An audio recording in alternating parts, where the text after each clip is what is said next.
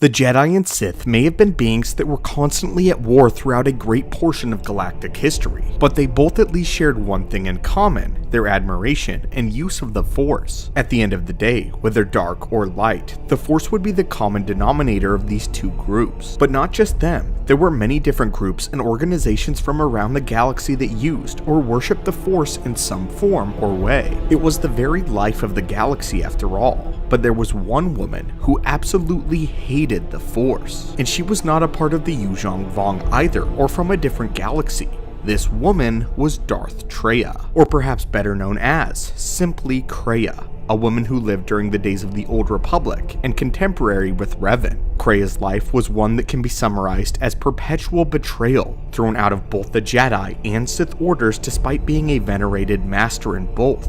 Kreia came to despise the Force with a great passion, enough to even desire to attempt to destroy it. So now, my friends, it's time to open up yet another holocron and talk about the woman who was truly neutral in the Force in the worst way possible. But before we talk about that, we have sensed a great darkness. Many of you who are watching have not yet subscribed to our order, so if you wish to help us restore balance, reach out with the Force and crush that subscribe button. Now, onto the holocron. The best place to begin in our holocron is to first give a quick overview of Kreia's history. Not too much is known about the Jedi Kreia's early life, but it hardly matters. She enters the story as being connected directly to Revan, as it so happens that she was his Jedi Master prior to the Mandalorian conflict. Kreia was the one who would teach Revan himself, and she was extremely powerful in the Force, much like her apprentice. However, she was also quite a controversial figure among the Jedi, as she was always questioning things about their code and doctrine, much like Qui-Gon Jinn later would. This, though, at the time was a dangerous gamble if we're considering the era.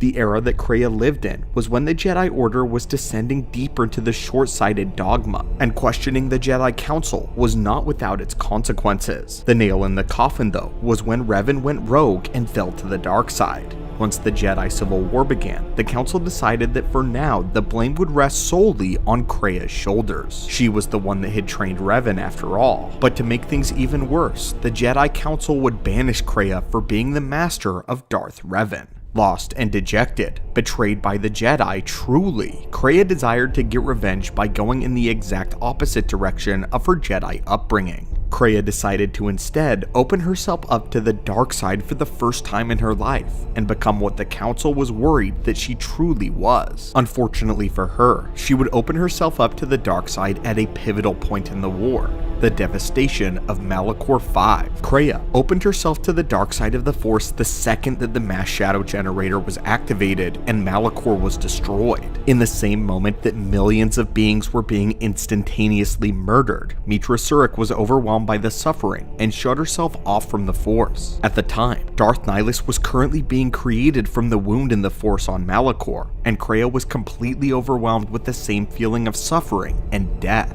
and thus transfiguring her into the dark side itself. It was here that a bitter and maddened Kreia decided to take up the name Darth Traya and start her own new Sith Order. She lied in wait for several years, building up the Sith Triumvirate with Darth Nihilus and Darth Sion, two of the most powerful remaining Sith of the era. But once again, she was also questioning the ideals of the Sith and pointing out flaws in their doctrine. Her constant lectures and teachings began to bore the wary two Sith Lords, and Sion and Nihilus believed that they were too powerful and no longer needed her as their master, and therefore a plot was hatched to separate Traya from the Force eternally. The two Sith Lords removed her from the Sith Order entirely by severing her connection with the Force, binding their might together to eclipse her own. It was here when Traya vowed that she would neither be Sith nor Jedi, but something in the middle, calling herself just Kreia. Kreia was confused and enraged by being rejected from both sides of the conflict and both sides of the Force, but now she had a new understanding. Kreia learned from watching the endless bouts between the Jedi and Sith,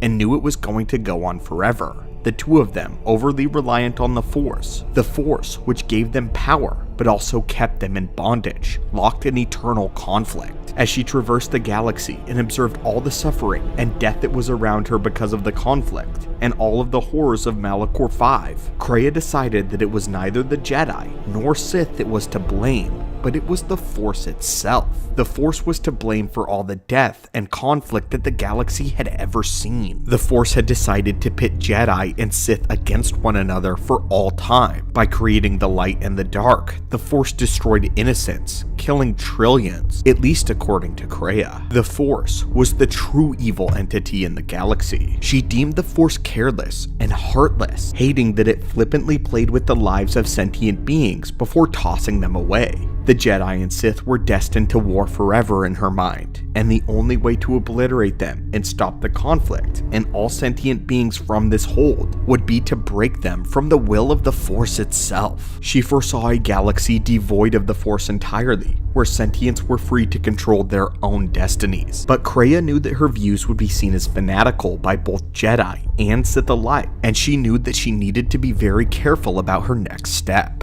And it was at this point that Kreia had an insane idea. She needed to create her own Jedi Order with new teachings that she had. All she needed was proof that life could go on without the Force, and that's when she met Meetra Surik. As we mentioned earlier, Meetra Surik had also cut herself off from the Force because of all the suffering she endured on Malachor 5. The Jedi cast her out as an exile as well, believing that the Force had rejected her because of what she did by following Revan and helping Revan activate the mass shadow generator that killed millions. Meetra was a pariah, just like Kreia was. Here, Kreia became sort of a teacher to Meetra, as the two of them worked together to take down the Sith Lord's Nihilus and the new empire that he had established following the first great Jedi Purge, as Nihilus had taken it upon himself to decimate every Jedi in the known galaxy. Along their journeys, both Kreia and Meetra would learn of a way to regain their connection to the Force that they had lost. Although Kreia hated it, she did admit to the power she was able to utilize by wielding the Force itself. Because of this, she wanted to discover a way to use the Force without being subjected to its will.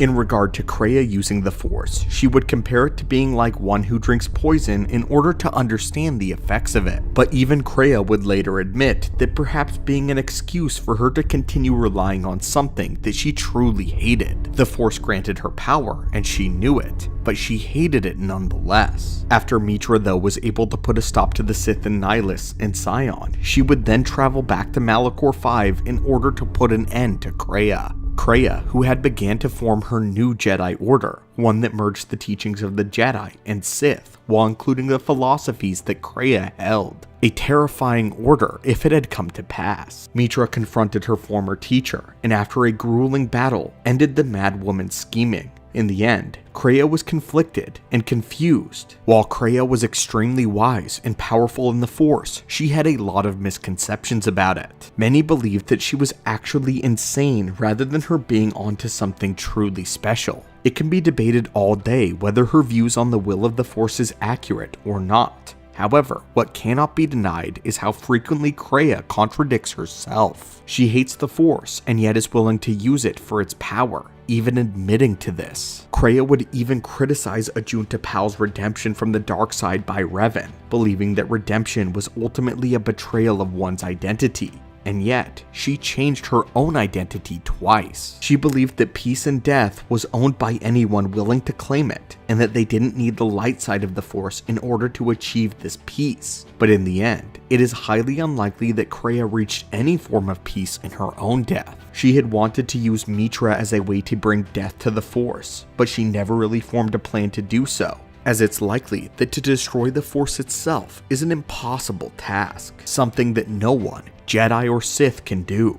Kreia was powerful in the Force and a formidable opponent in both combat as well as strategy, but her madness was her downfall, as well as the belief that Meetra would simply go along with being used as a weapon. But of course, what do you all think about Kreia or Darth Traya? Do you think she was crazy and insane? Or do you believe that she was onto something and that the will of the Force is evil? Let us know your thoughts on this interesting and controversial Star Wars character in the comments down below. And as always, my friends, thank you for visiting our archives, and may the Force be with you.